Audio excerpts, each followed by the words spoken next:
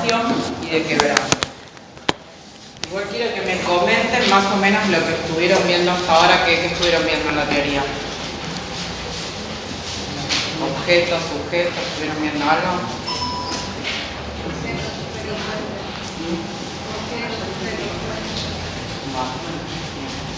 ¿Vienen leyendo? ¿Cómo van con eso? Consejo, no se dejen estar, o sea, es un ratito todos los días porque después se les va a hacer complejo.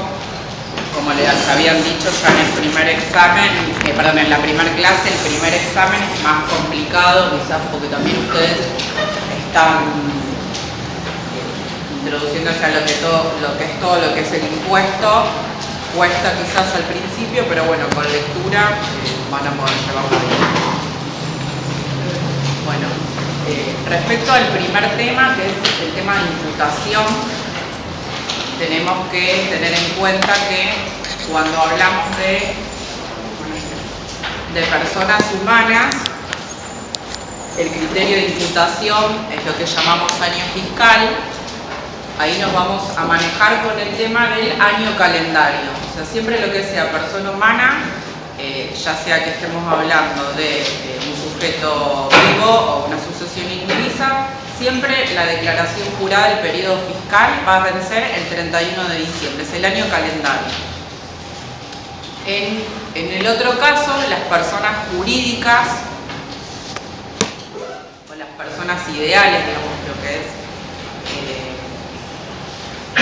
humano, ahí nos vamos a basar por el ejercicio comercial. Y ahí me remonto un poco a lo que era, que estimo que muchos ya la habrán cursado, contabilidad. Si ustedes tienen, por ejemplo, no sé, una sociedad anónima, una SRL, ¿cómo pueden cerrar los ejercicios comerciales?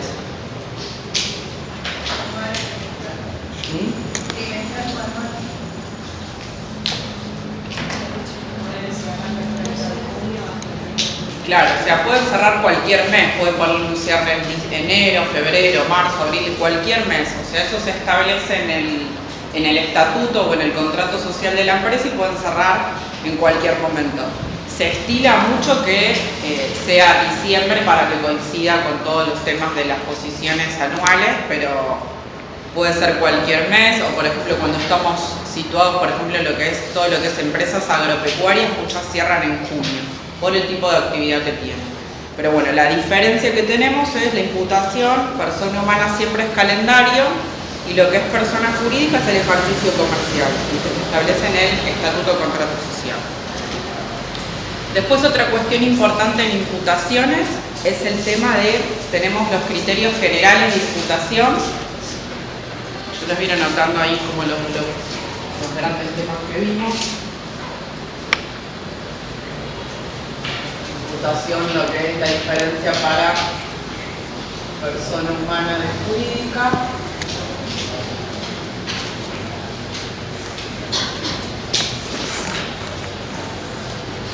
La diferencia que hay.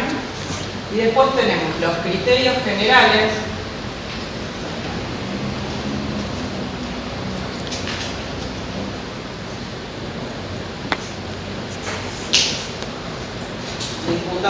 Y después vamos a tener los que les mencionamos, las excepciones.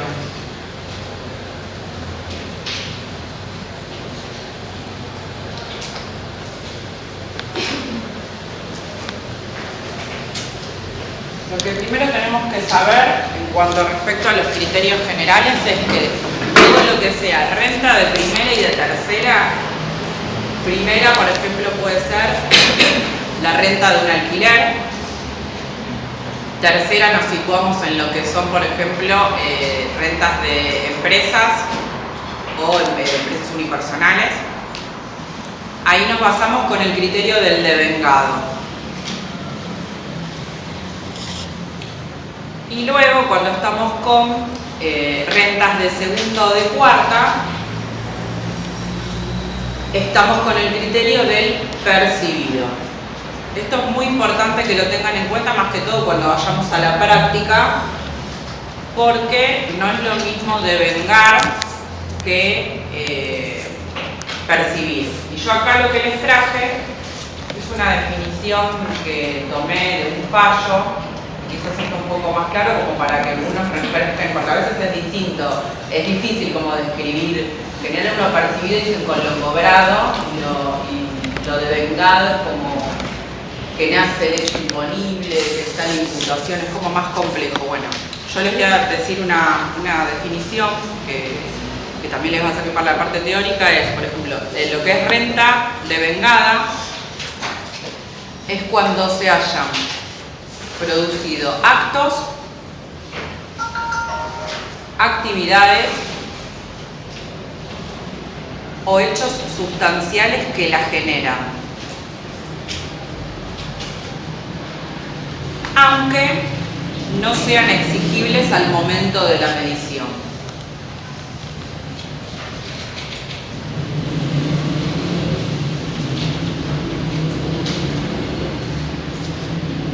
También se lo llama como que es un derecho cierto. Es el, digamos, el devengado ya es exigible, no es exigible en el momento en que se configura, pero ya, digamos, estaría como configurada la situación para que la renta sea digamos, imputada, en este caso devengado, como les decía, primera y tercera categoría. Después, si quieren ahondar, los que quieran investigar un poquito más, hay un fallo que es muy interesante, que es de corte, que se llama Compañía Tucumana de Refrescos, que es del 24 de mayo de 2011. Acá habla mucho de, y ahí yo tomé, digamos, un poquito los conceptos acá de devengar. Después tenemos, por el otro lado, el criterio del percibido. Hay distintas situaciones que me definen cuándo algo es una renta, cuando, digamos, una renta es percibida. Por ejemplo, que se cobre en efectivo o en especie, una de las situaciones.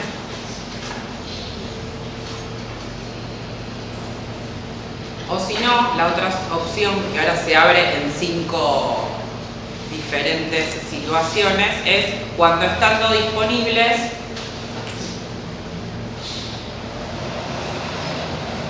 se acrediten en la cuenta del titular,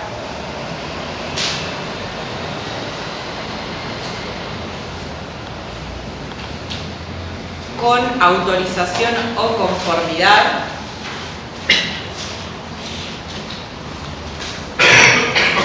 expresa o tácita del mismo.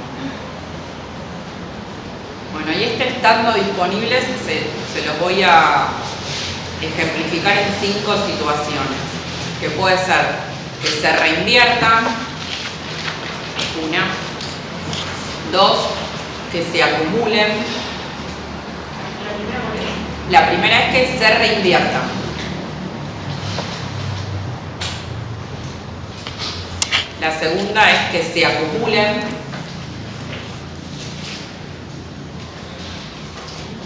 La tercera es que se capitalicen.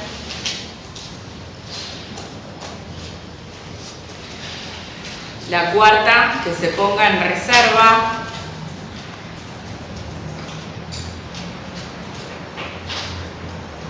O en un fondo de amortización o seguro.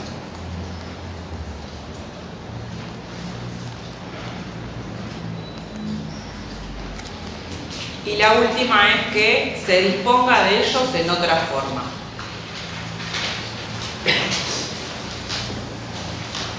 Entonces acá van a ver quizás vocabularios un poco complejos o quizás que nunca escucharon, pero bueno, yo los quiero como encuadrar en esto, porque después cuando lean la ley van a encontrarse con esos términos, entonces ustedes después lo van a asociar que esto está relacionado con el tema del percibido. Porque la redacción de la ley no es muy sencilla muchas veces, entonces ahí nos puede dar a confusión. Después tenemos otra cuestión relacionada también con, dentro de lo que es el percibido, las que son las ganancias grabadas en forma cedular, que son las rentas que tenemos en la segunda categoría, las rentas de gravabilidad cedular. Y acá, que ellos van a tener después su clase específica del cedular, pero mínimamente para que tengan una introducción. Acá tenemos, cuando estamos hablando de estas rentas grabadas en forma cedular, ¿cuáles son? Bueno, tenemos la primera, que son las de resultados de enajenación de títulos, acciones y demás valores.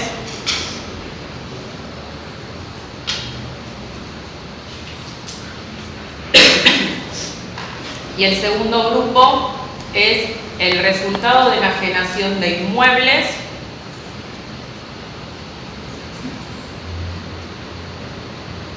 y por transferencia de derechos de inmuebles.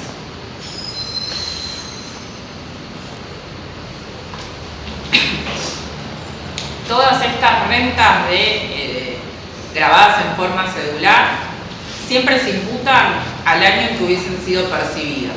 Son las rentas que les decía de segunda categoría. Nunca puede haber un criterio de devengado.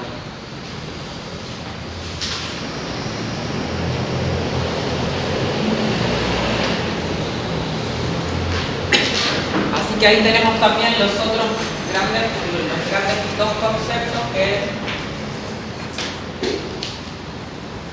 devengado,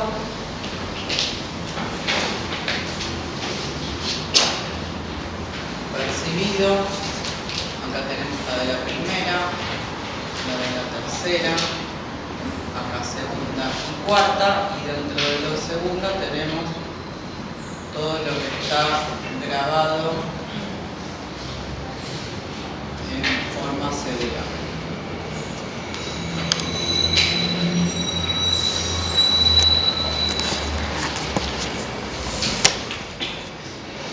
Esto no queda acá, digamos, no es que van a decir, bueno, me encuentro con un devengado, voy a ir a primera, tercera y percibido segunda y cuarta. No, se complica porque hay excepciones del devengado y del percibido, que están taxativamente nombradas en la normativa. Un criterio muy importante, que ahora voy a mirar, a ver el artículo,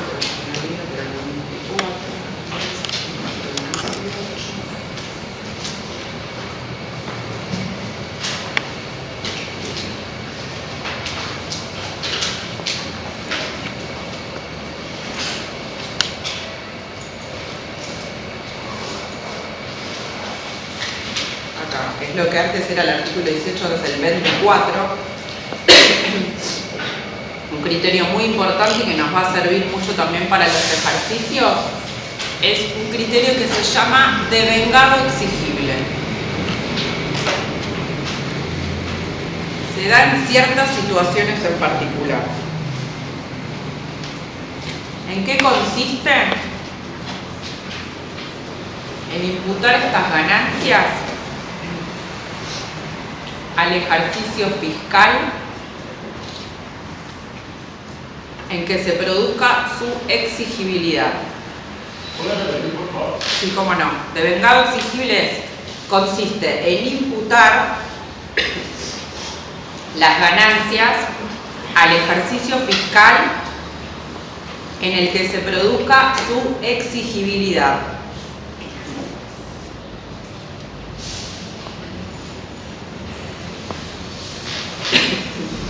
Por ejemplo, de tratarse de ventas a plazo, la exigibilidad se produce al momento de vencimiento de cada cuota.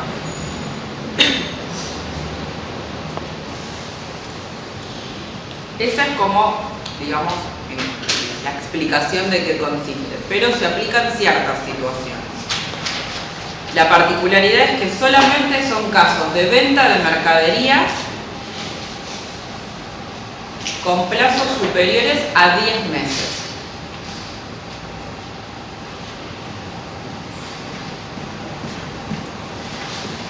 Y otra cuestión que tienen que tener en cuenta, el criterio del devengado exigible lo tengo que mantener por 5 años. Si yo quiero cambiar el criterio, tengo que solicitar la autorización al fisco.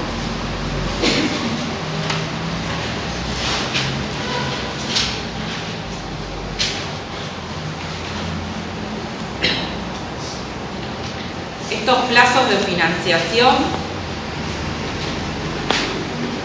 ¿desde cuándo los computo? Desde la entrega del bien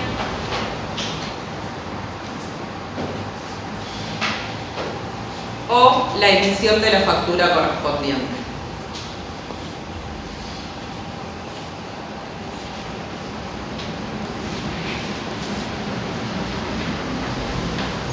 ¿Cuándo puedo, digamos, exteriorizar esta opción del devengado exigible? Arrancan con una sociedad, bueno, empiezan a analizar y ven que están vendiendo en cuotas y les va a convenir mucho más esta opción. ¿Por qué? Porque si ustedes no optaran en una venta, digamos, supongamos que venden a 24 cuotas, tendrían que pagar ganancias todo en el primer ejercicio y ni lo cobraron. Por eso es muy interesante. Lo vamos, o sea, acá lo están viendo como en una nube, ahora no, pero en los ejercicios lo van a ver muy bien y muchas veces también ustedes tienen que tomar la decisión de decir, bueno, ¿qué criterio de imputación tienen que buscarle como la vuelta para que sea lo más beneficioso para el contribuyente? Bueno, esta opción la puedo ejercer siempre hasta el vencimiento de la declaración jurada en el primer ejercicio que se aplique. Supongamos, no sé, que ustedes tengan una empresa que cierra, inició por ejemplo el año pasado, primer ejercicio, y cierra en diciembre. La declaración ahora va a vencer más o menos mediados de mayo. Bueno, supónganse, no sé, que el 11 de mayo podrían optar por esta opción. Y es muy importante, por ejemplo, no sé, en casas, por ejemplo, que venden electrodomésticos, o todo lo que ya vieron con ahora 2, ahora 24, bueno, en ese caso es muy beneficioso. Sí. Hasta el vencimiento de la declaración jurada. O sea, tenés que optar por esto antes de que vence. Una vez que ya venció, ya no podrás quizás hacerla el otro ejercicio. ¿Por qué? Te lo pueden impugnar. Si no, te vas a tener que ir con el devengado. O sea, el criterio general ahí, más que todo, esto se aplica en lo que son empresas, sociedades SRL o alguna unipersonal. Y siempre va a ser más beneficioso para el cliente, porque si vendió 24 cuotas, a nadie le va a gustar pagar ganancias en el primer ejercicio y ni lo cobraron. Y también se puede aplicar cuando haya venta de otro tipo de bienes, cuando las cuotas se hagan exigibles en más de un periodo fiscal.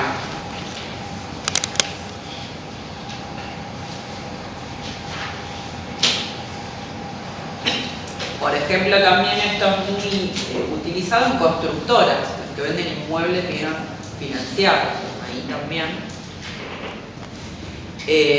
También otra de las otras dos situaciones son más excepcionales, pero bueno, para cuando hay construcción de obras públicas, que ahí hay que cumplir cierta cantidad de requisitos.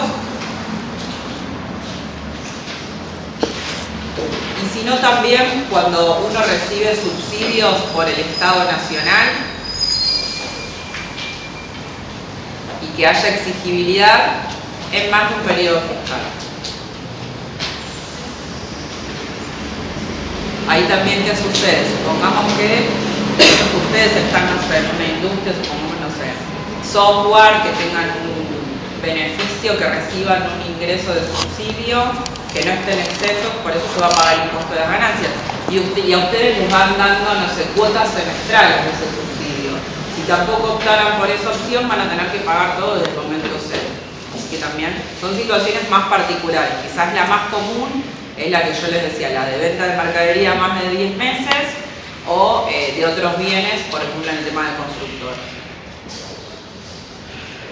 Bueno, ahí tenemos el primero, que es el devengado exigible.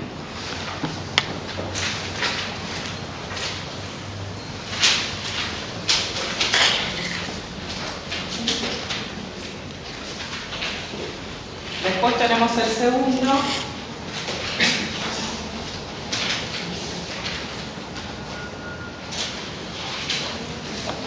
No sé si lo vamos a ver en la primera parte, pero seguro en la segunda. El tema de, porque en la segunda vamos a ver persona jurídica, de honorarios directores. Ahí tenemos otra excepción, que cuando hablamos de honorarios de directores, síndicos, miembros del Consejo de Vigilancia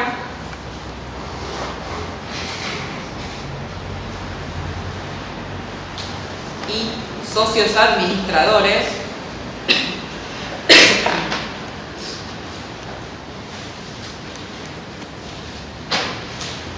¿cómo los imputamos? Los imputamos cuando sean asignados individualmente. ¿Por quién? Esta asignación individual, por el órgano social que corresponda.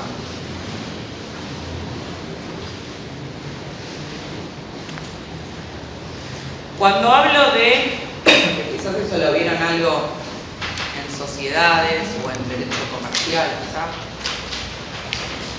Cuando yo tengo, digamos, este cargo de director, sí o sí la aprobación de esos honorarios, de esa, digamos, retribución por este cargo de responsabilidad, sí o sí tiene que ser aprobado por un acta.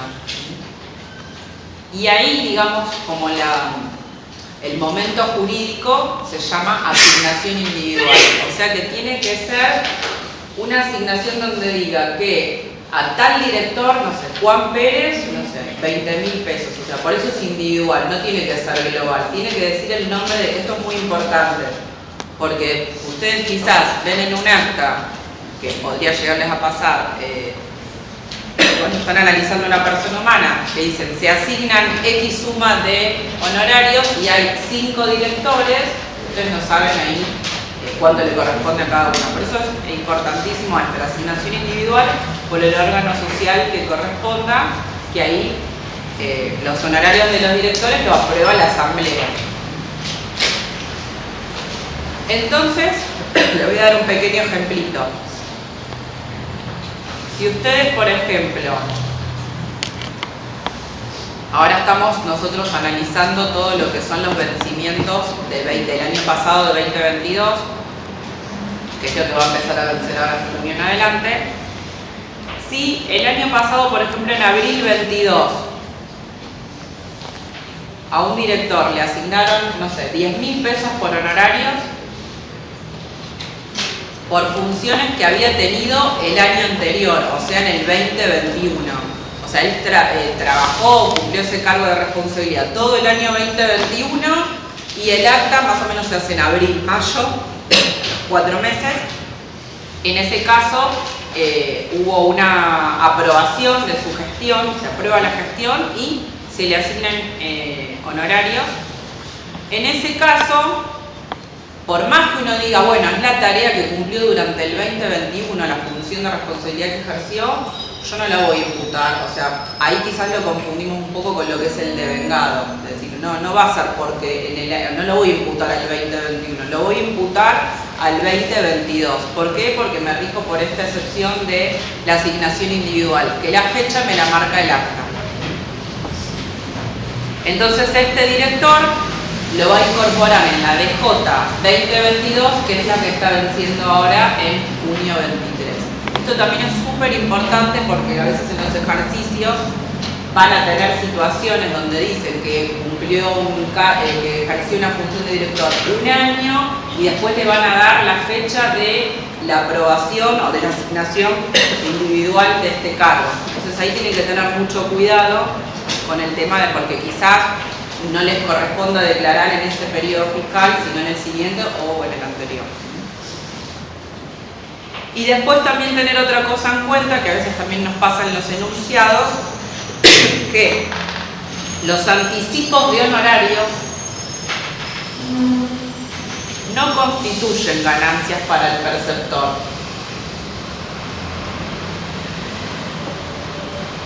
Tienen que ser asignados por la asamblea. Que los repito, pero es para que lo vayan fijando porque este es uno de los grandes temas que siempre se toman en la práctica.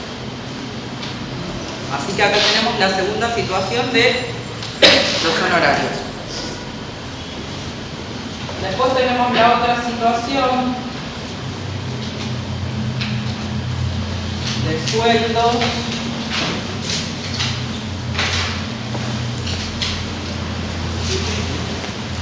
cargos públicos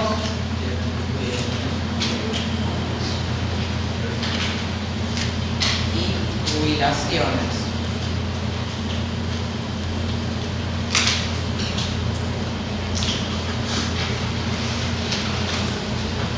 Pero con la particularidad, porque esto en general cuando ya vieron las categorías, ¿no?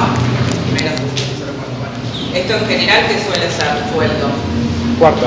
Cuarta, bueno. Acá hay una excepción de esta cuarta que es cuando hayan sido devengadas en otro periodo fiscal. Y ahora lo voy a explicar. Esto, por ejemplo, quizás más se da en el caso de jubilaciones, que ahí como que me voy a ir del criterio de lo devengado. ¿Vieron cuando los jubilados hacen juicios al ANSES que a veces cobran retroactivos? Bueno, los retroactivos a veces son de muchos años y es fortuna. Y si nosotros nos fuéramos al percibido, van a tener que tributar ese año y se van a ir seguro a disparar a la escala mayor, a la mayor escala, y bueno, en general va al 35 y digamos, es digamos de gran impacto el impuesto. Bueno, acá podría haber una excepción. Bueno, puede ser también cuando hayan sueldos, por ejemplo, modificaciones retroactivas de convenios que pasa para el tema de sueldos.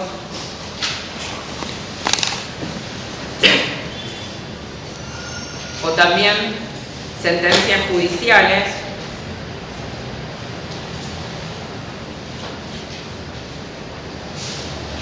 a opción de el contribuyente.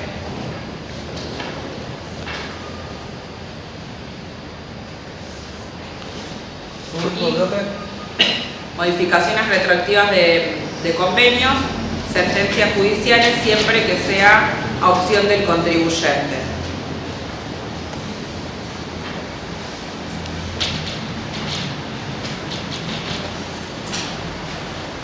Y ahí tenemos la particularidad que puede ser que optase por el periodo de la percepción o aquello que corresponda a la imputación, o sea, el devengamiento. Como les contaba, este retroactivo no es lo mismo tributar una parte, no sé, en 2015, 16, 17 que tributarlo todo, no sé, en el 2020. Sí tienen que tener en cuenta que cuando optamos por esta opción, de esta excepción de sumas retroactivas, si yo opto por esta excepción, renuncio a la prescripción. Y ahí me voy un poco a lo que no sé si cursaron impuestos 2 algunos o todavía no. Bueno, en la parte de impuestos 2 van a ver una normativa que es la Ley de Procedimiento Tributario. ¿Y qué sucede con el Instituto de la Prescripción? En general suele ser de 5 años para los inscriptos y son, por ejemplo, en este caso, es el periodo que tiene el fisco para poder revisar las cuestiones del contribuyente o hacer reclamo. Entonces, ¿qué sucede acá? Supongamos que ya están en el 4º año de prescripción, si optan por esto se vuelve a rotar. Entonces, a veces también hay que analizar si les conviene o no, por si hay algunas otras cuestiones que son medio complicadas, o va pasando el tiempo, ya ahí transcurren los periodos fiscales y el fisco ya no puede revisar nada. Si quizás es una situación conveniente, bueno, esto es lo que tienen que tener muy en cuenta de la renuncia a la prescripción, que bueno, que lo van a ver en impuestos 2, que es todo lo que es la 11.683. Y después tenemos otra cuestión que son algunos que no son excepciones, son casos particulares.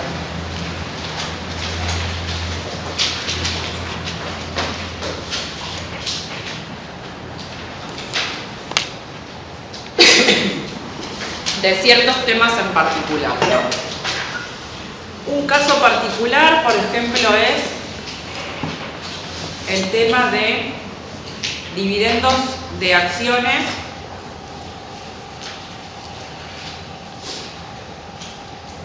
o utilidades de sociedades de capital,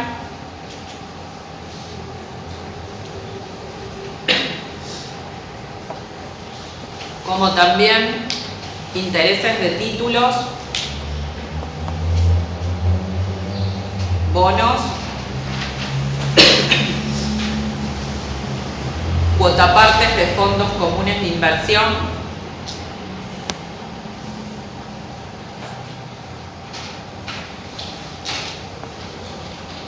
y demás valores, cuotapartes de fondos comunes de inversión y demás valores se pueden imputar como tenemos. El primer caso es optar por la puesta a disposición, sí, dividendos de acciones, utilidades por sociedades de capital, intereses de títulos, bonos, cuotapartes de fondos comunes de inversión y demás valores. ¿Cómo se pueden imputar? Se pueden imputar, en el primer caso, puesta a disposición o pago, lo que ocurra primero.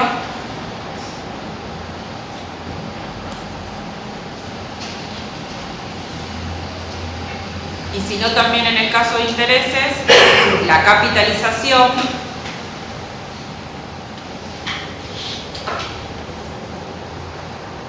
siempre que los valores prevean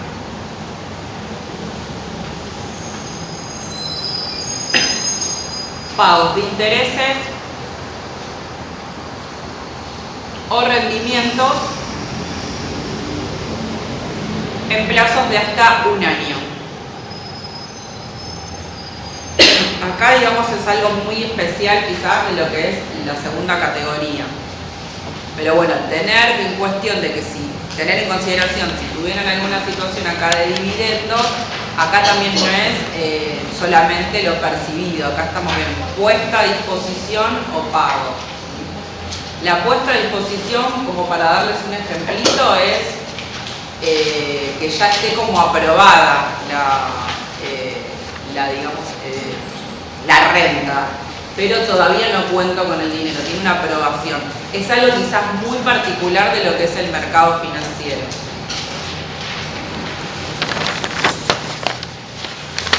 Y en el caso de capitalización, más apunto al tema de los intereses que se capitalizan. Como que es algo, también es algo muy financiero, pero bueno, dentro de la lectura de la ley se van a encontrar con esto y como que van a estar perdidos. Bueno, esta es una de las particularidades también de los criterios de imputación.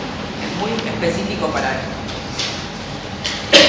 Después tenemos también otra situación, para dividendos e intereses.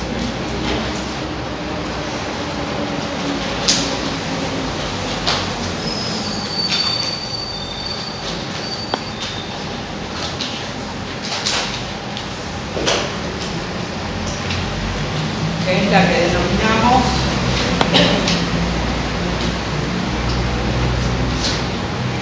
la de diferencia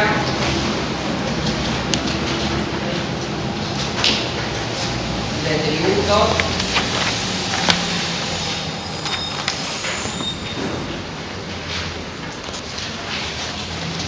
y acá estoy hablando de ajustes e intereses.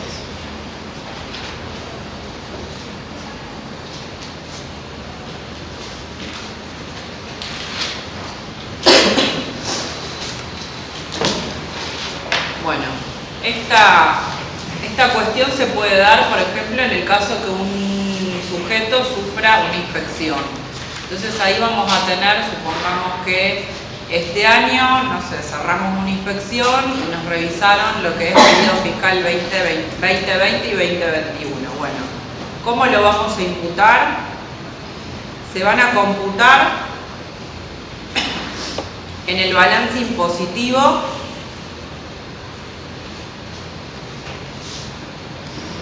en que los mismos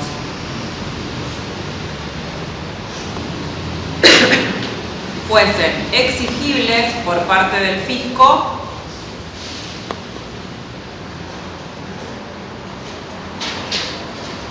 o en el que se paguen.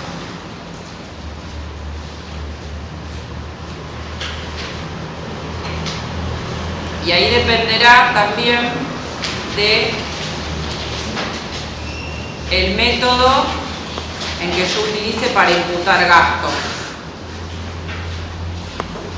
Que los métodos de imputación de gastos pueden ser de vengado o percibido.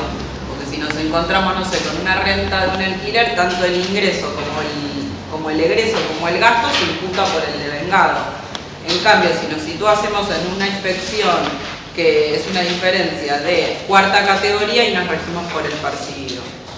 Pero ahí básicamente lo que me interesa que sepan es que es o la exigibilidad por parte del fisco, que es básicamente cuando se cierra la inspección o cuando lo pague, que puede ser que lo pague a través de un BEP o que lo pague con un plan de facilidades de pago. Y si yo lo pagase con un plan de facilidades de pago, lo voy a tener que ir imputando cuota por cuota. Entonces ahí como que hay un abanico de muchas cuestiones. Después, otra excepción. ¿Ven hasta acá o prefieren que lo escriba arriba? No sé los de atrás.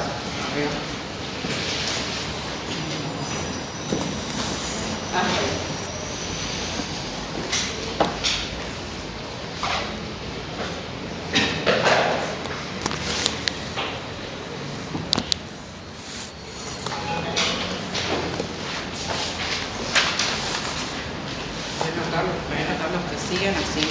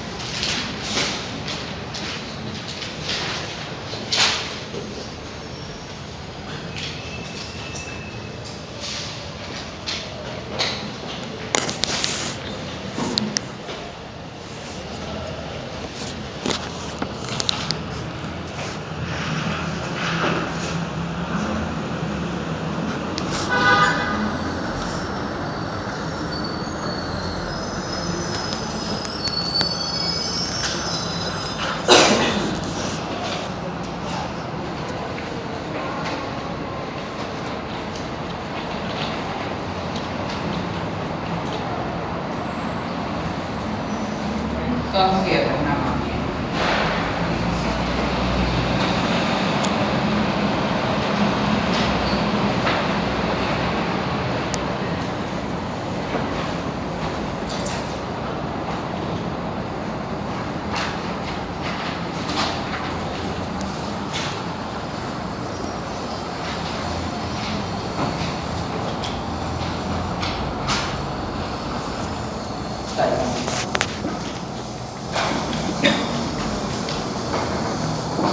La tercera era la de gastos no imputables a una fuente determinada de ganancias.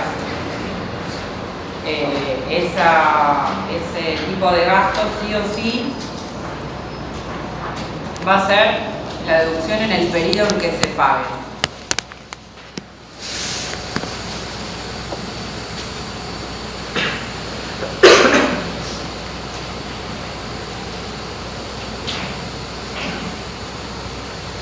El otro, el que le sigue, que es el de descuentos y recupero de gastos,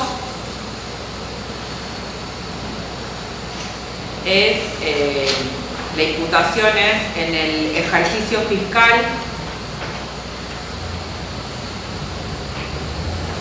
en que se obtenga ese descuento o rebaja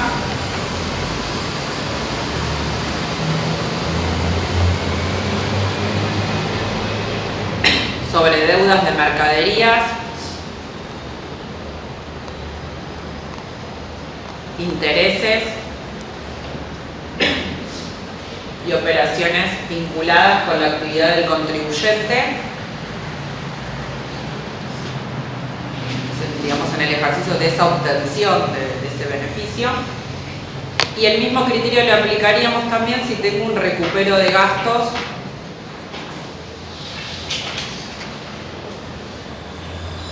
que hayan sido deducibles en periodos fiscales anteriores.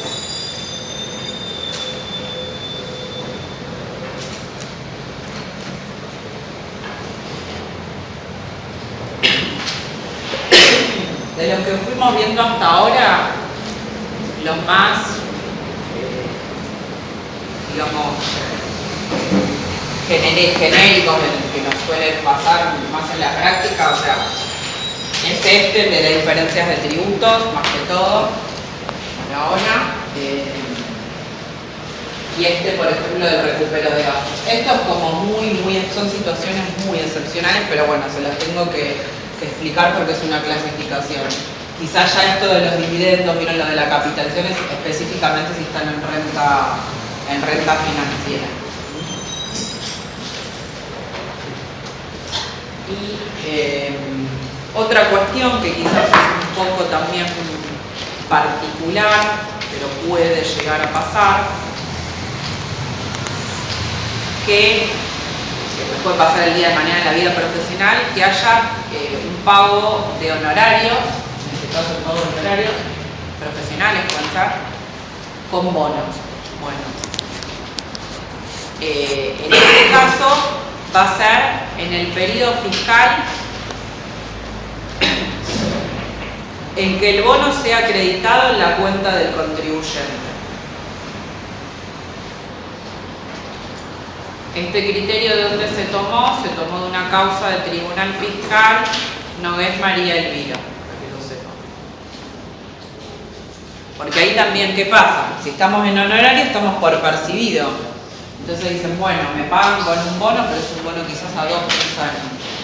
Entonces hubo un cuestionamiento ahí y en esta causa se esclareció y bueno, el Tribunal Fiscal ahí ya dijo que en el momento de la acreditación de este bono, porque también para no perjudicar al contribuyente. Y como también uno de los casos particulares que tienen que tener en cuenta, que les podría pasar, creo que en un ejercicio había uno que le pagaban en bono, para que vean que ustedes van a decir, bueno, cuarta percibido, no, tienen que acordarse que esto tiene como una particularidad.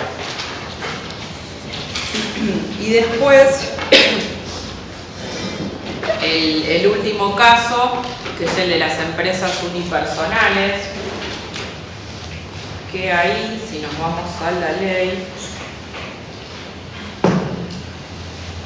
vamos al 53, es el inciso D. Vamos a ese tipo de empresas. Estos dueños o socios de estas sociedades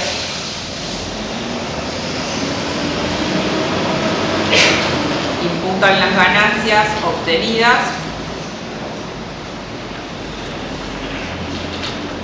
al año fiscal en que cierre el ejercicio correspondiente.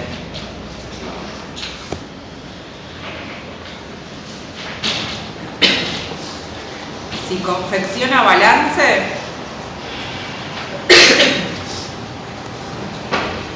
va a coincidir con el ejercicio comercial, como habíamos visto al principio.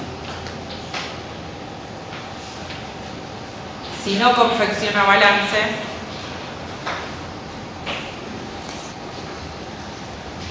vamos a imputarlo por el ejercicio fiscal que coincida con el año calendario, o sea, como las personas humanas.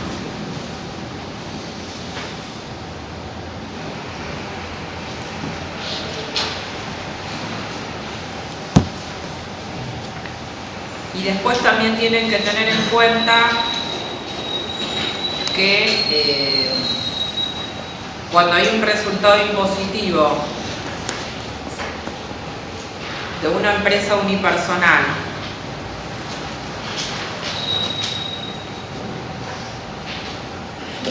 o sociedades de personas. ¿Y a qué me refiero cuando son sociedades de personas? Por ejemplo, lo que antes se solía llamar, que ahora quizás he escuchado sociedades de hecho, que ahora son las sociedades del capítulo cuarto de la edición de 550, son las sociedades simples, las sociedades simples que no optan por tributar como sociedades de capital,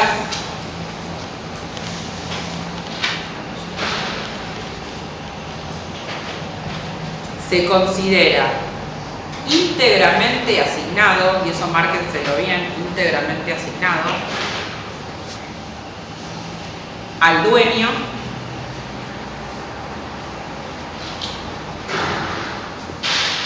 o distribuido entre los socios, aun cuando no se hubiera acreditado en las cuentas particulares. Esto es como una excepción, caso particular. Y ahí les dejo el artículo, que esto es, digamos, la explicación o un extracto de lo que dice la ley en el artículo 54. Vamos viendo temas menos salpicados, que estábamos por el 20 y pico y saltamos, porque bueno, esto está como muy relacionado con el tema de las imputas. Perfecto, lo que son casos particulares, ¿en qué artículo está? Ya les digo, se los voy a subir en el campus porque no me puse artículos yo en algunos. Pero si quieren yo después les voy a subir como este resumencito, les pongo los artículos, porque es como, acá como que yo todavía no los quiero marear con la ley, les sigo explicándole los temas para que les suenen la teoría, pero se los complemento. En algunos sí me los puse, en otros no. Pero están en varios. Yo después pero más o menos muchos el 24 básicamente, lo que les fui analizando son los incisos. Sí, el ritmo. Claro, por eso, pero es para que entiendan un poco, creo que vemos dos artículos y alguno que otro más suelto, pero son muy complejos, entonces es como que yo lo que quiero es como que lo empiecen a entender un poco. Bueno, acá tenemos, que vamos bien, que más o menos dije, bueno, voy a tomar una hora este gran tema, que ahora yo hablé mucho, de lo que fuimos viendo. Se va entendiendo, digamos, esta cuestión, porque esto es clave, porque el día de mañana cuando hagan los ejercicios, si no comprenden bien esto, pues estas cuestiones es estudiar un poco y leerlas, o sea, es estar un rato y como les dije, esta situación de mercado exigible siempre, esto siempre está en los ejercicios, honorario de director es lo mismo, esta ya es más particular. Diferencia de tributos, como les había dicho, los de recuperos de gastos siempre también están en los enunciados.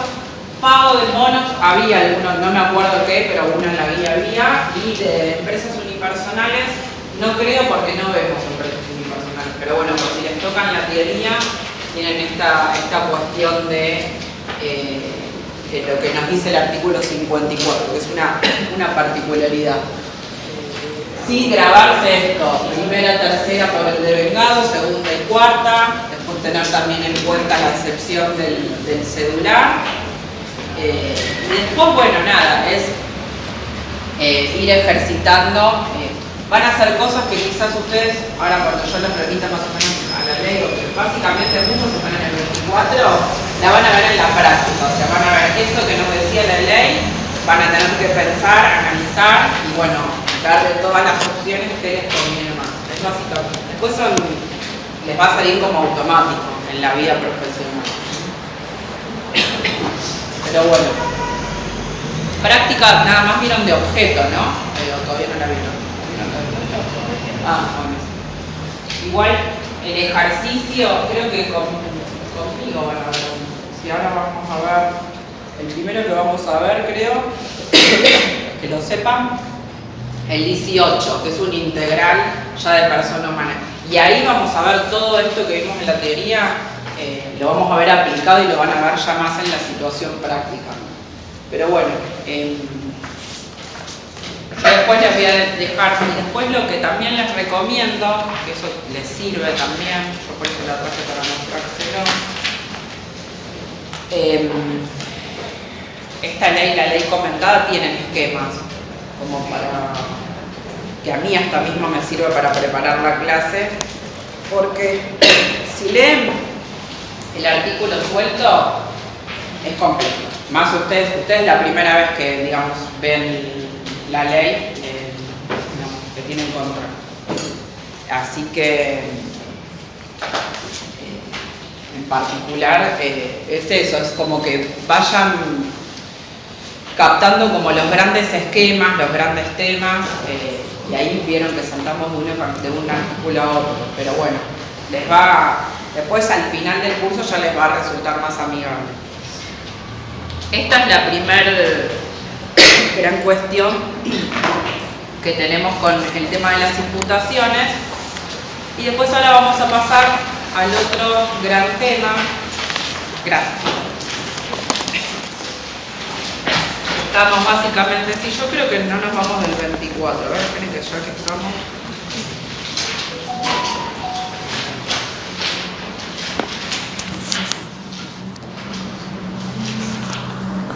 Sí, básicamente les digo, vimos el 24, todo lo que fuimos viendo el esquema, pero hay que situarlos con el esquema teórico. Y ahora nos vamos a ir a lo que es otro artículo importante, que es el 25. Porque alguna que otra cosita les voy mencionando de otros artículos. Pero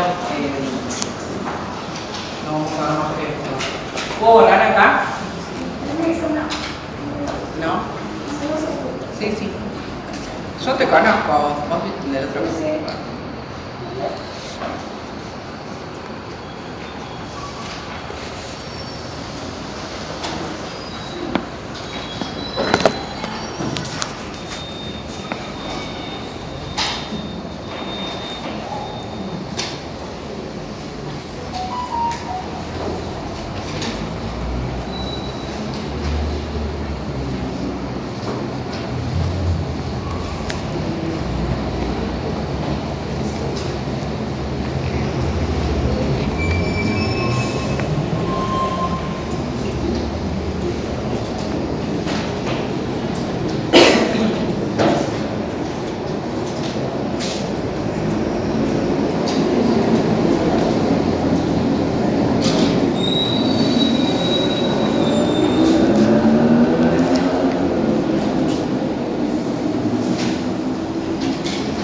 básicamente vamos a optar de siempre acostúmbrense cuando marcamos la ley, si no, o para que se familiaricen, si no cuando ponen DR el decreto reglamentario, para que se ubiquen.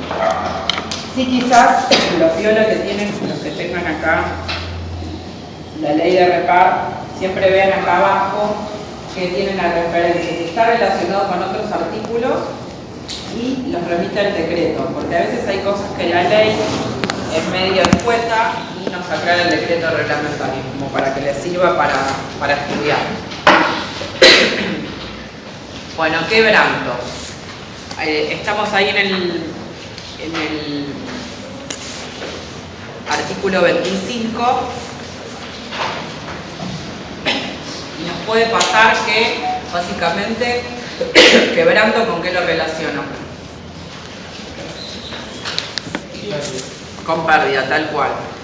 Y hay digamos, lineamientos o condiciones que tienen que seguir los quebrantos, por ejemplo, en cuanto al tema de traslados, actualizaciones, cuando es algo general, cuando es algo específico, cuando es de fuente argentina, cuando es de fuente extranjera. Acá vamos a ir desmenuzando, o sea, un esquema que yo armé básicamente y los complementé con yo les voy a mencionar algunas cositas quizás de corte, de tribunal, pero es para que les sirva de estudio. Ver toda esta cuestión.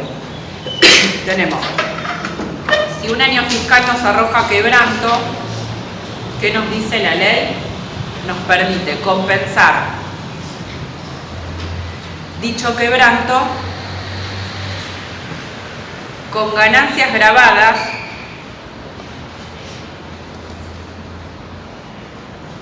que se obtengan los 5 años inmediatos siguientes.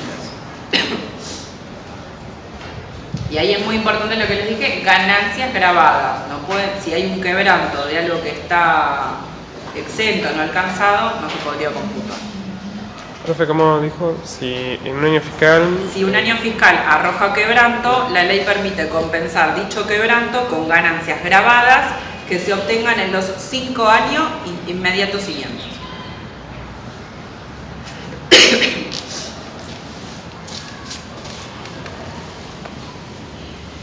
Bueno, ¿y cómo se trasladan estos quebrantos? La ley, bueno, nos habla que este plazo es de 5 años.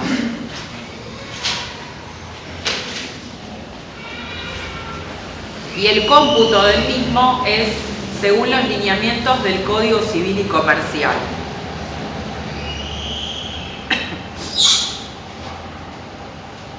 ¿Qué nos dice en el artículo 6? O sea, como que esto la norma fiscal no lo aclara, nos tenemos que ir al código. Nos dice en el artículo 6 que los plazos de meses o años se computan de fecha a fecha.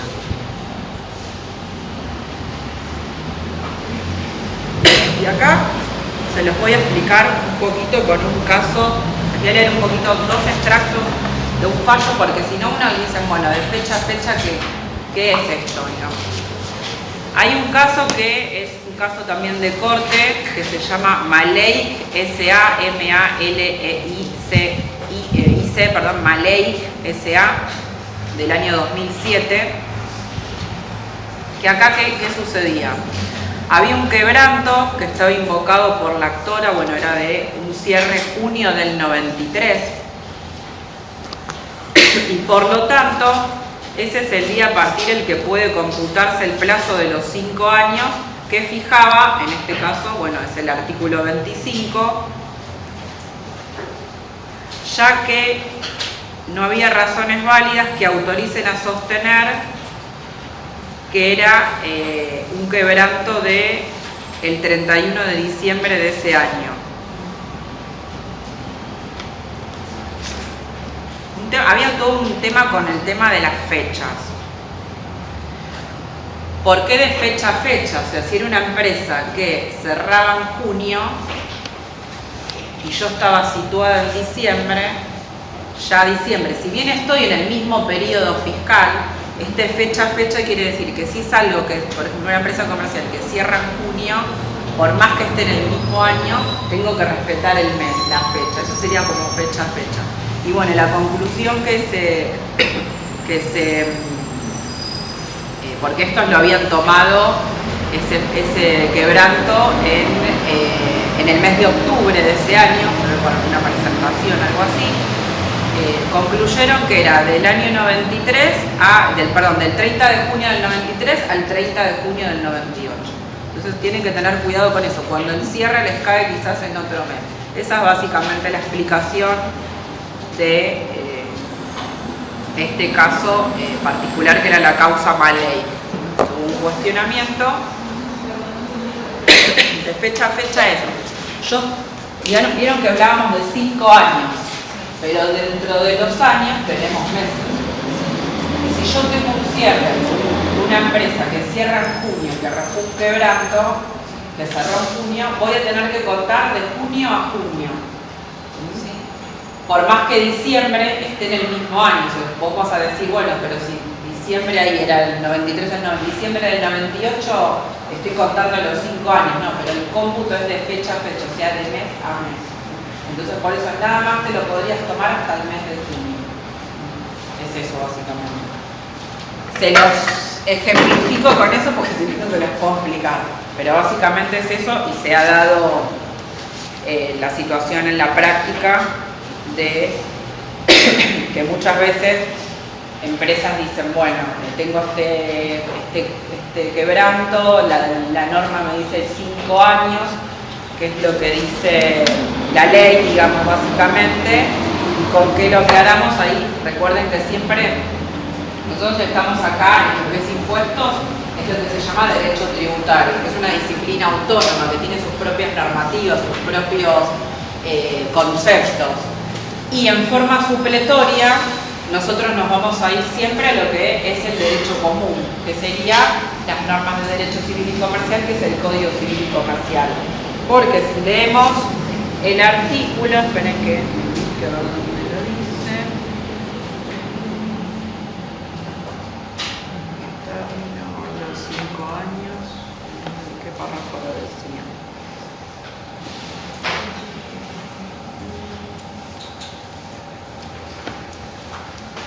Acá es el 1, 2, 3, 4, 5, 6, 7. El octavo párrafo, los que tienen la ley de reparo, es la página 48, margen derecho.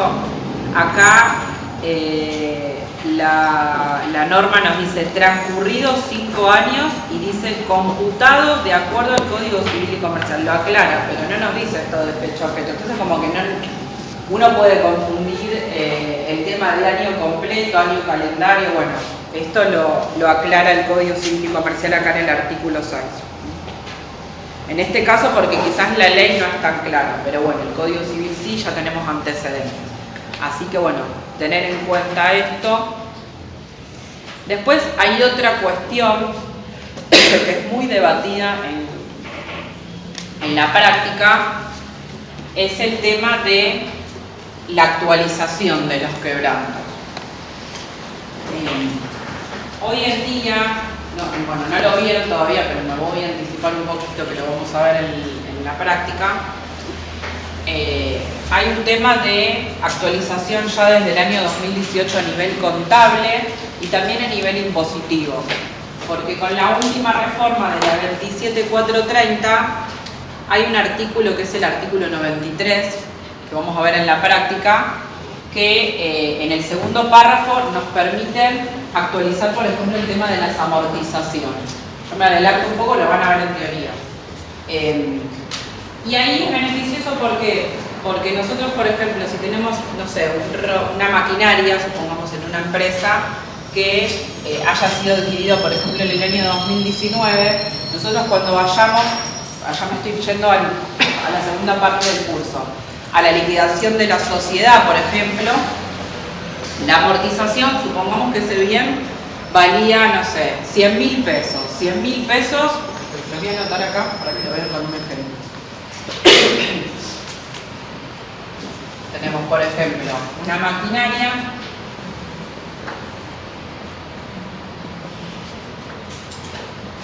que la pagamos 100.000 pesos y supongamos que esta maquinaria tiene una vida útil de 10 años, ahí van a tener una amortización de 10.000 pesos por ejercicio, que esta amortización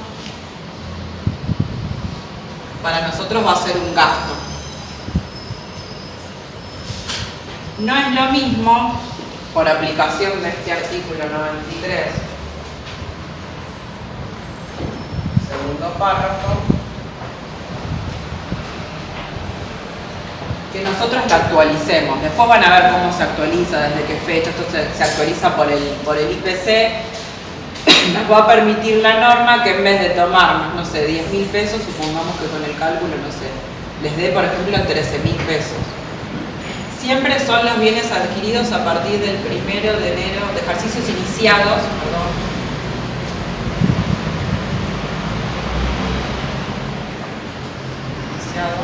a partir del 1 de enero del 18. Esto ya se los introduzco porque también en la parte práctica vamos a ver casos, no sé, creo que el 18 el que ven conmigo es un odontólogo que tiene bienes de instalaciones, bienes de uso, y va a ser muy clave el tema de cuándo lo compró para saber si lo tengo que actualizar o no. ¿Y por qué me voy a este tema de actualización de bienes de uso?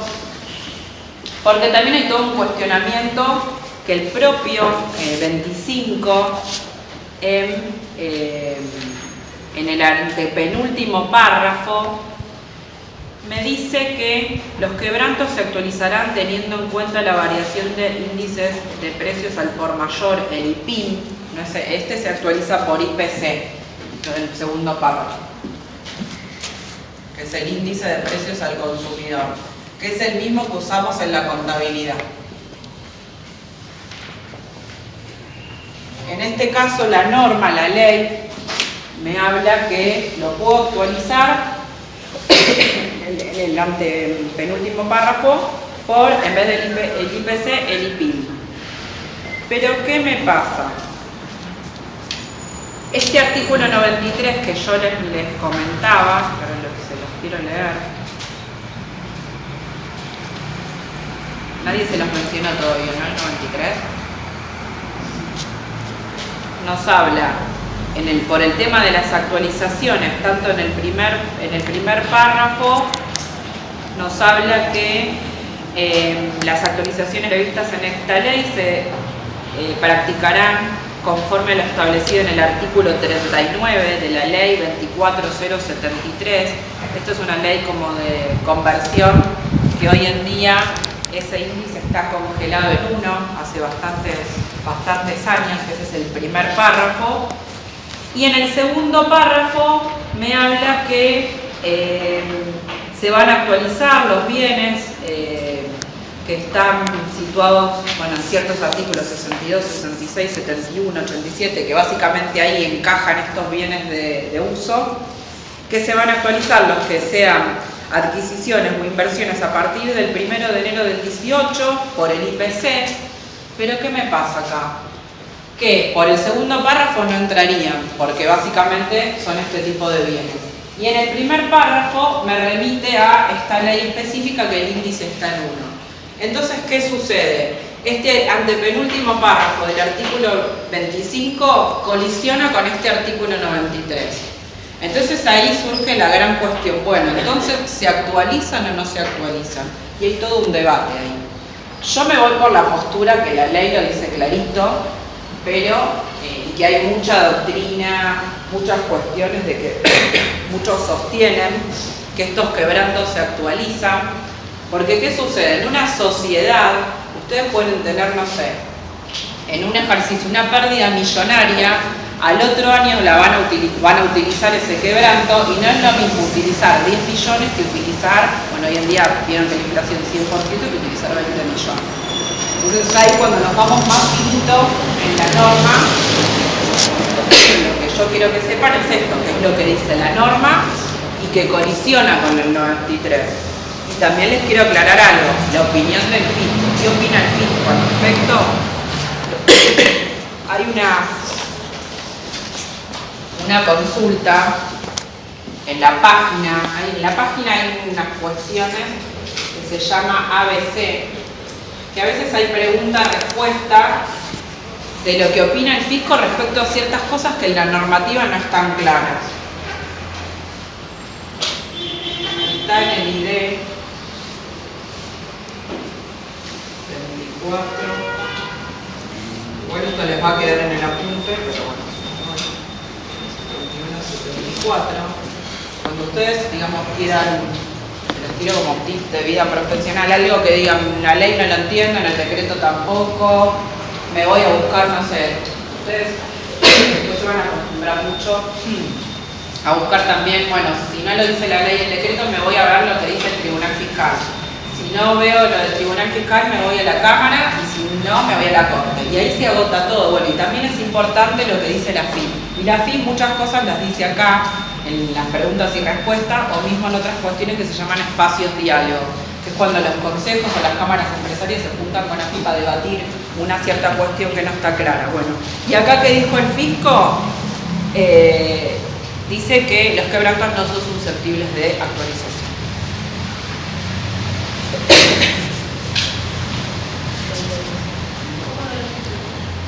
¿Qué? Que los quebrantos no son susceptibles de actualización. Ustedes si leen la ley, acá en el antepenúltimo párrafo del 25, yo lo que interpreto, no sé lo que ustedes, a ver si alguien quiere leerlo. El antepenúltimo párrafo, ¿alguien trajo la ley? 25. Los quebrantos actualizarán teniendo en cuenta la variación del índice de precios internos al por mayor, publicado por el Instituto Nacional de Estadística y Censos, organismo desconcentrado actuante en el ámbito del Ministerio de Hacienda, operada entre el mes de cierre del ejercicio fiscal en que se originaron y el mes de cierre del ejercicio fiscal que se liquida. Como que ahí vieron como. Pero bueno, está toda esta cuestión que si hilamos finito lo tenemos que ir al 93 y técnicamente colisiona, o sea, confronta. Por un lado, en el segundo párrafo, por eso les mostré, específicamente apunta que sí se actualizan y encima se actualizan por otro índice, pero tenemos por descarte el primero y encima ese índice está en uno. Entonces se actualizaría que pero por uno. Así que bueno, esto es para lo que sepan respecto a actualización de quebranto y la opinión del fisco. Después otras cuestiones que también les mencionaba, hay quebrantos que se dividen en dos grupos, que pueden ser quebrantos generales o quebrantos específicos.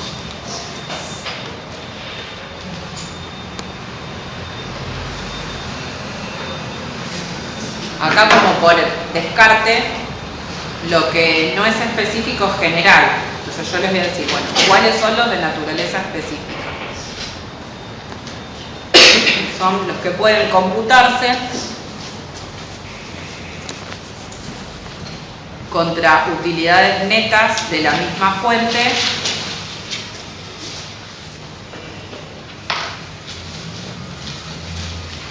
y que provengan de igual tipo de operaciones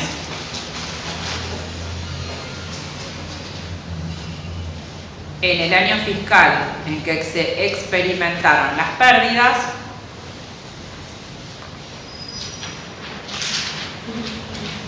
o en los 5 años inmediatos siguientes. Sí, cómo no. Los de naturaleza específica solo pueden computarse contra utilidades netas de la misma fuente y que provengan de igual tipo de operaciones en el año fiscal en que se experimentaron las pérdidas o en los 5 años inmediatos siguientes. Un ejemplo de quebranto específico, por ejemplo, son los de renta financiera, títulos públicos. Después, o sea, yo ahora nada más les doy la clasificación. Después, a medida que vayamos viendo la práctica, van a ir viendo que en general la mayoría son genéricos, salvo esto, no existen. Pero esto es muy importante porque cuando vayamos a los ejercicios prácticos les van a tirar seguramente un quebranto, no sé, de compra-venta de bonos, y quizás tienen, no sé, rentas de alquileres y lo que no tienen que hacer es mezclarlo. Después acá pueden leer el artículo 74 del decreto, también para complementarlo ahí con el 25, y también el 189.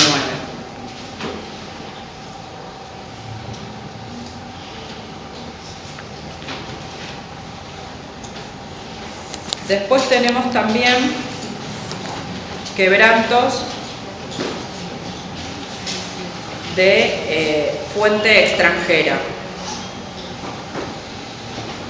¿Qué tienen que tener en cuenta ahí con los de fuente extranjera?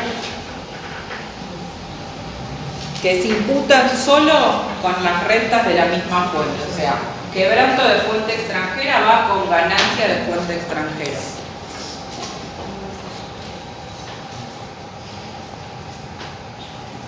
En cambio, cuando tengo quebranto de fuente argentina, se puede imputar primero con la fuente extranjera y si no lo absorbí todo, lo puedo imputar contra fuente argentina.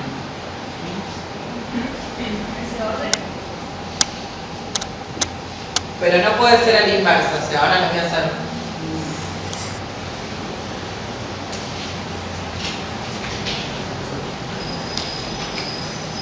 Acá, digamos, ya estamos más allá de ser teoría, es mucha cuestión técnica, esto tiene que tener mucho cuidado cuando elegimos. O sea, fuente extranjera,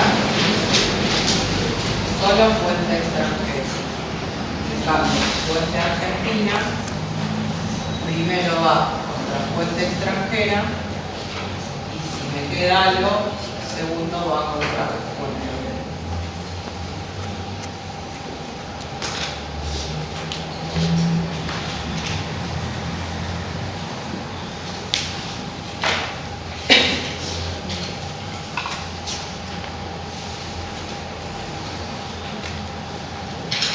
Y ahora, vieron que les había mencionado los específicos, los de título. Bueno, les voy a dar algunos ejemplitos de quebrantos específicos.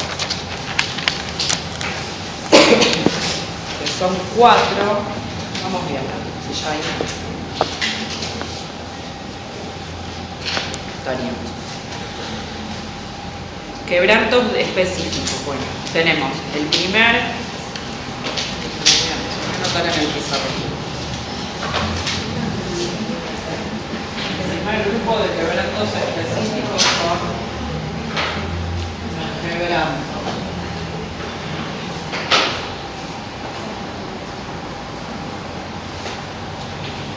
originados en inversiones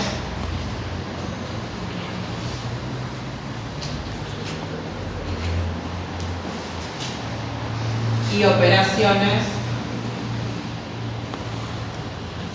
grabadas en forma cedular.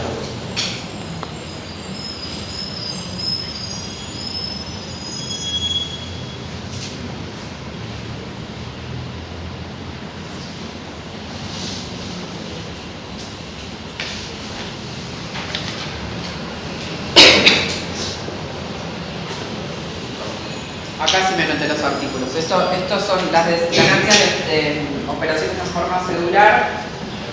Acá estamos en el capítulo 2 de la ley, que son los artículos 97, 98 y 99.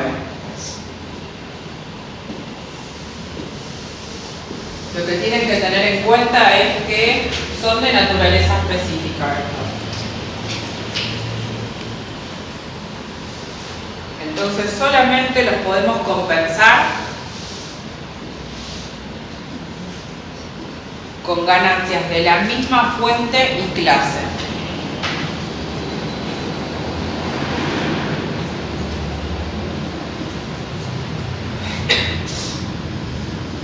Y ahora nos vamos a preguntar, bueno, ¿qué es esto de la clase? Bueno, ¿qué se entiende por clase? Es el conjunto de ganancias comprendido en cada uno de estos artículos. Yo les mencioné 97, 98 y 99. Y ahí se los voy a leer. Voy a leer los enunciados. 97 es el dividendos y utilidades asimiladas.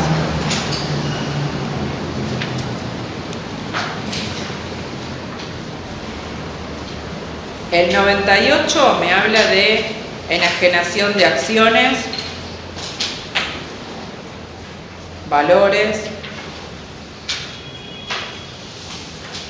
cuotas de fondos, monedas digitales, eso es importantísimo, y demás valores. O sea, se los resumo para que lo lean de ahí ya. Y el 99 es de enajenación y transferencia de derechos sobre inmuebles. Entonces, ¿yo qué les quiero decir? Si yo tengo un quebranto de títulos y bonos, no lo puedo mezclar con algo de inmuebles, ¿bien? Porque son diferentes artículos. O sea, no se puede mezclar 97, 98 y 99. Eso es lo que quiere decir.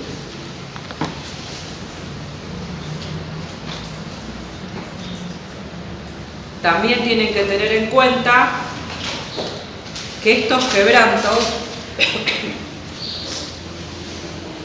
no pueden imputarse contra ganancias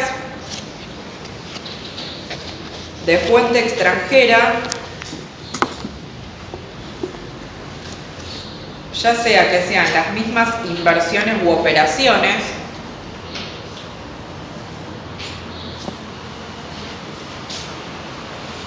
ni con otras ganancias de fuente extranjera.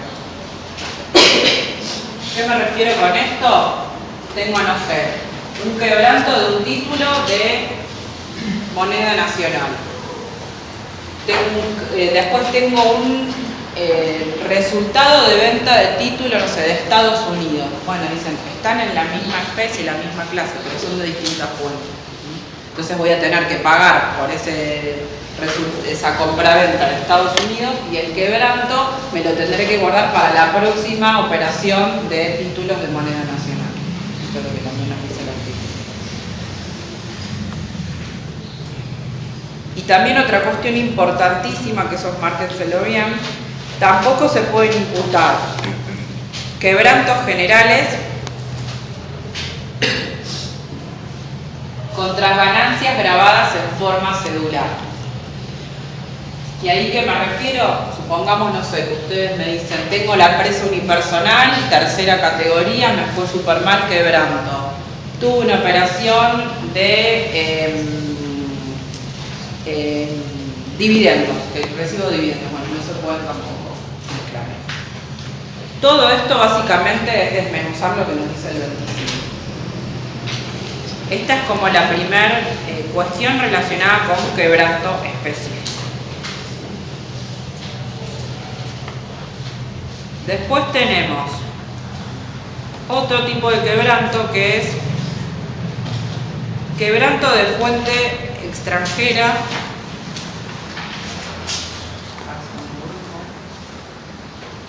Quebranto, acá les pongo FE, que es fuente extranjera,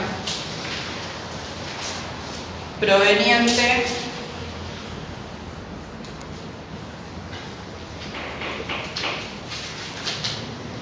de la enajenación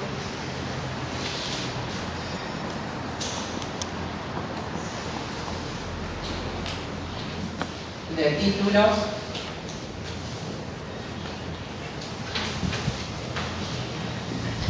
y acciones.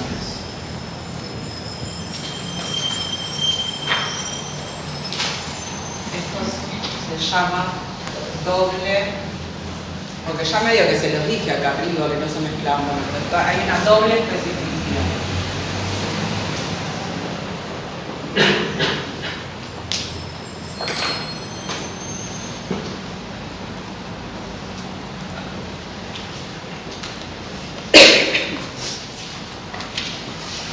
¿Qué nos dice la ley acá? Dice, los quebrantos de fuente extranjera derivados de, ahí les menciono, enajenación de acciones, valores, siempre les voy a repetir lo mismo a la familia, certificado de depósitos de acciones, participaciones en fondos, cuotapartes de fideicomisos, demás valores, cualquier sujeto que lo experimente se considera de naturaleza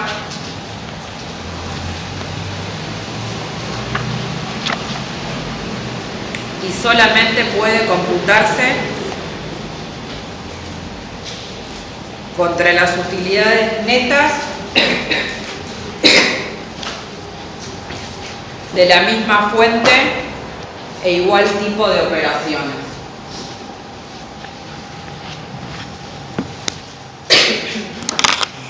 Vuelvo a lo mismo.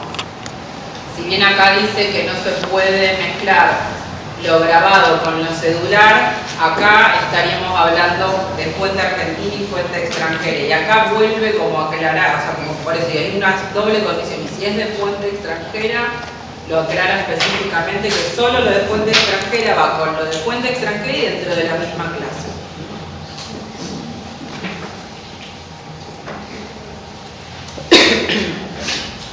Y después tenemos dos más. Estos son como los más también comunes.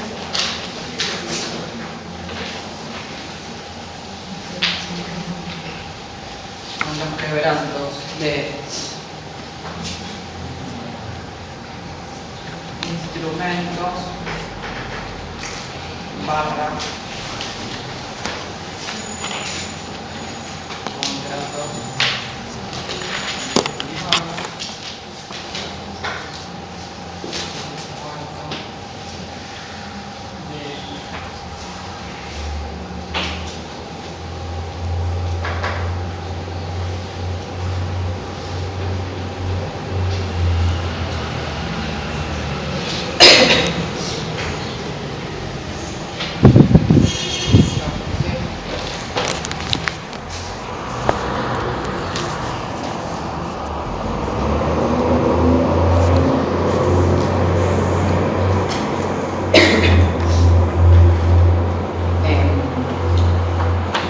otro quebranto si tuviera una operación de contrato o instrumento derivado, que se les voy a explicar muy sencillo.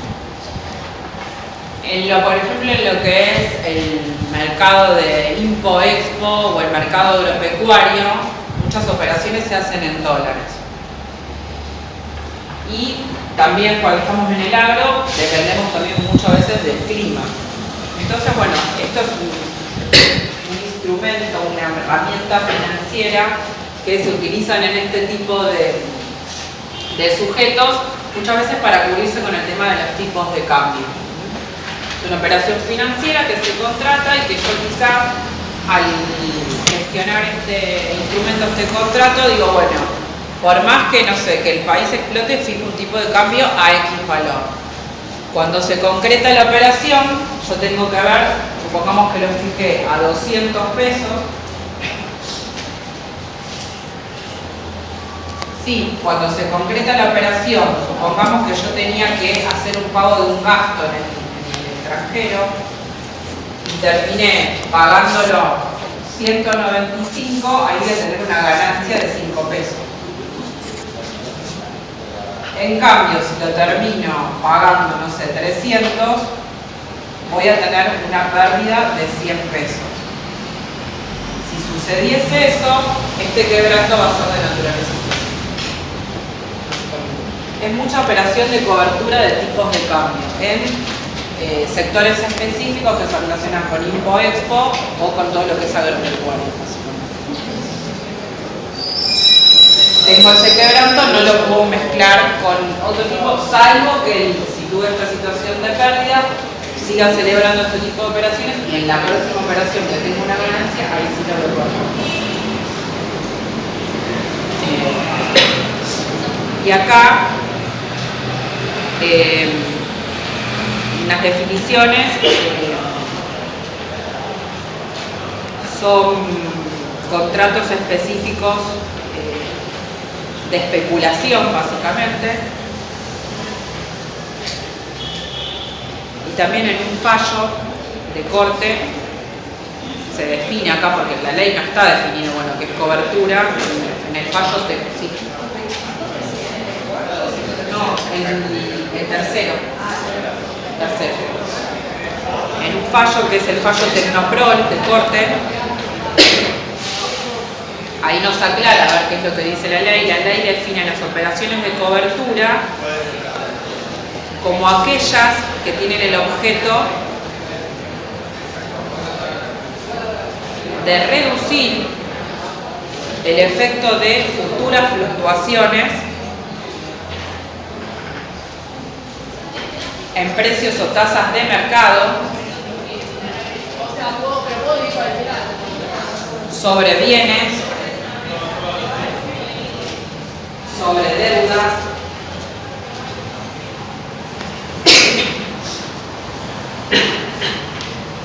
o resultados de actividades. Profe, ¿cómo dijo reducir fluctuaciones? Fluctuaciones, sí, las fluctuaciones que les explicaba de pactar tipos de cambio y si pasa algo en el mercado o tenés una inclemencia, no sé, lo que fuere, vos ya fijaste este precio. Podés ganar o podés perder. Y esas son rentas que van en la segunda categoría. Y por último, algo que también es específico, cuando tenemos quebrantos del causante, o sea, la persona viva cuando fallece el causante, a la sucesión indivisa, bueno, también esos son quebrantos específicos. Se los menciono nada más porque en la práctica no lo vamos a ver, pero nada más para que sepan que es una clasificación de quebranto específico. Los más comunes son estos de las acciones, y ya si nos vamos a mirar fino de que hacen mucha operación financiera, puede ser el de los derivados, pero los más comunes y los que sí vamos a ver en la práctica es eso.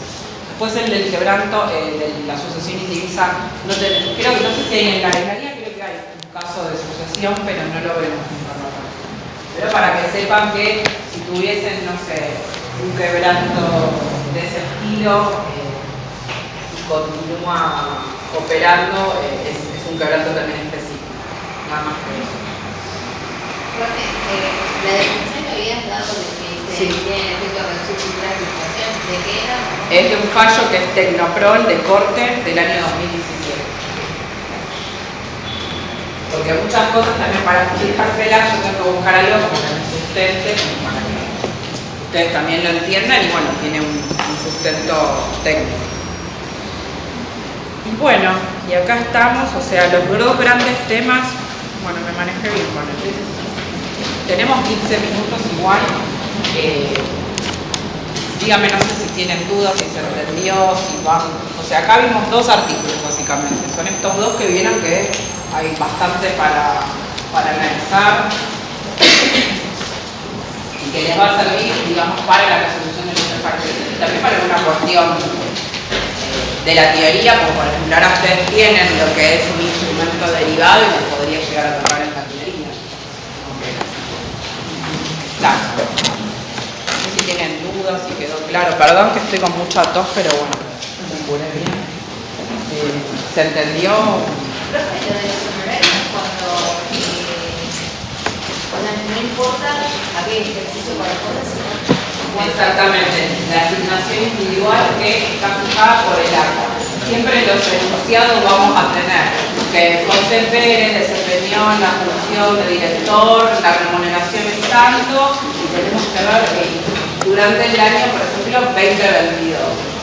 Se aprueba por acta en general la misma, bueno, no va a ser 2022, va a ser 2023. Si vos estás liquidando 2022, eso no lo tendrías que considerar. Tenés que considerar algo. Siempre pasa que traen algo del pasado y a veces se pueden, o sea, en general es a los 4 meses, pero por X motivo lo podés aprobar extemporáneamente, entonces tenés que tener cuidado con las fechas. o sea, puede ser de años anteriores que me lo aprueben. Exactamente. Es esa particularidad, no te va a importar si lo pagaste o si lo necesitas, porque no te interesa. Vos tenés que tener en cuenta que siempre ese dato está.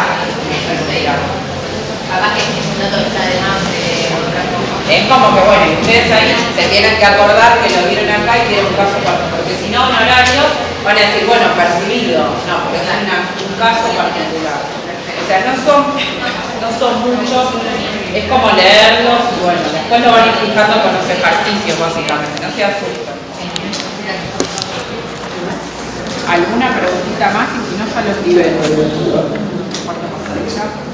Si tienen alguna duda de otra cosa que hayan visto con los profes, me preguntan, no me quedo. Nosotros nos vamos a